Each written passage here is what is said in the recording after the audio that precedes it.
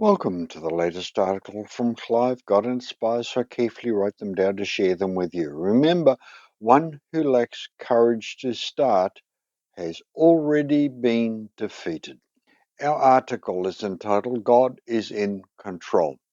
Here is a wonderful and reassuring quote that I came across when researching for a totally different subject, and it stood out to me, so right here we will focus on the thoughts it brings and share it with you. Quote, we can see only a little way before us, but all things are naked and open unto the eyes of him with whom we have to do. He, God, never becomes confused. He sits above the confusion and distractions of the earth, and all things are open to his divine survey. And from his great and calm eternity, he can order that which his providence sees best. From the book My Life Today, page 10.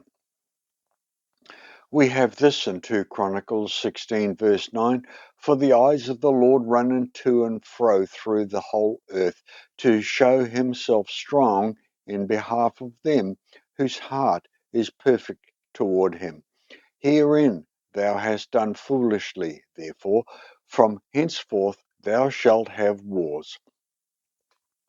As the gospel song goes, God is watching me, or the children's song, for the Father up above is looking down in love, so be careful, little feet, where you go. Here is a different way to look at things. Proverbs 8:34.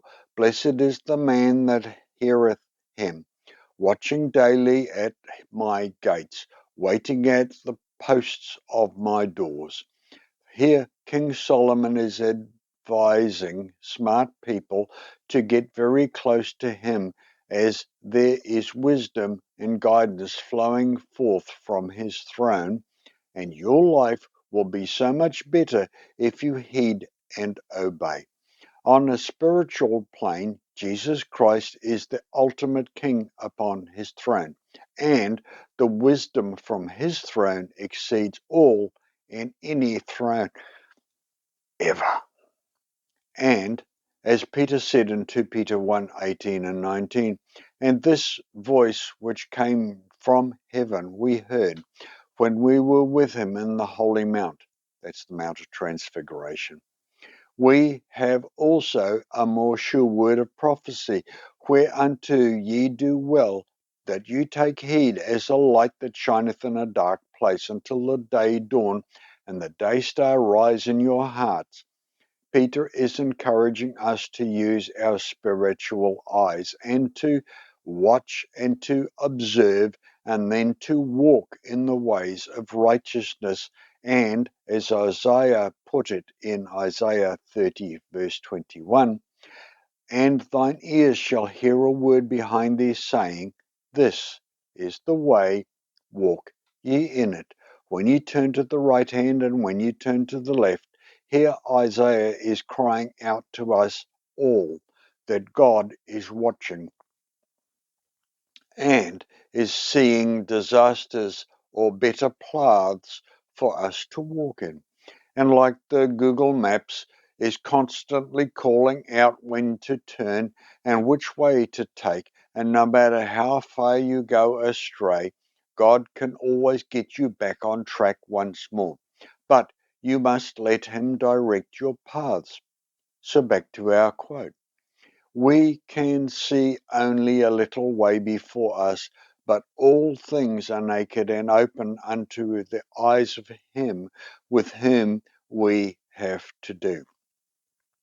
He never becomes confused. He sits above the confusion and distractions of the earth, and all things are open to his divine survey.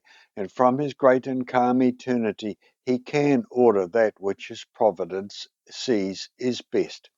Oh, why do we so often try to take control of our lives and then, upon crashing into disaster, try to throw it all back into God's face as if it was all His fault, when He has been crying out warning after warning, instructions all along the pathway?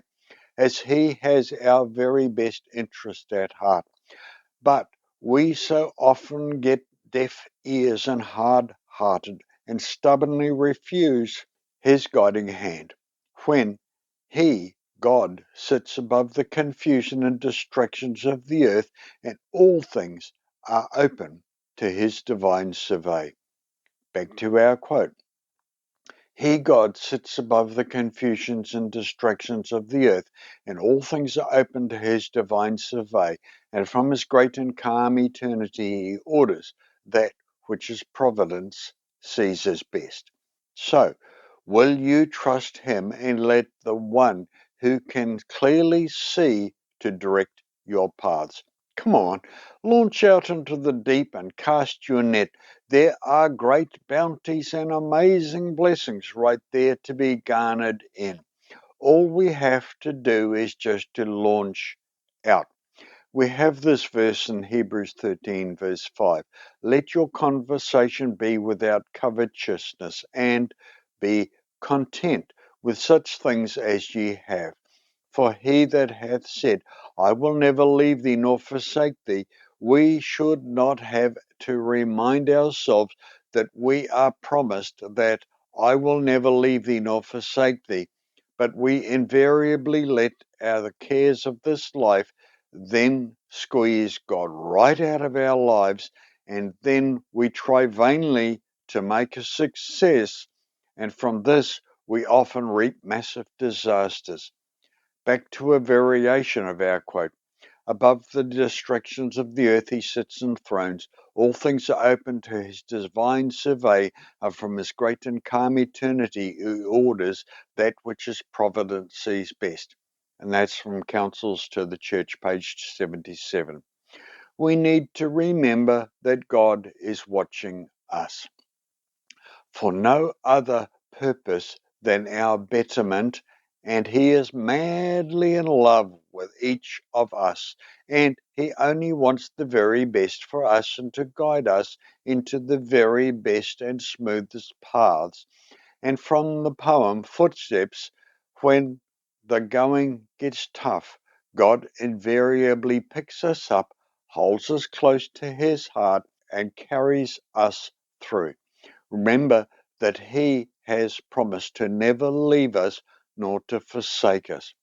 Dear friend, above the distractions of the earth He sits enthroned.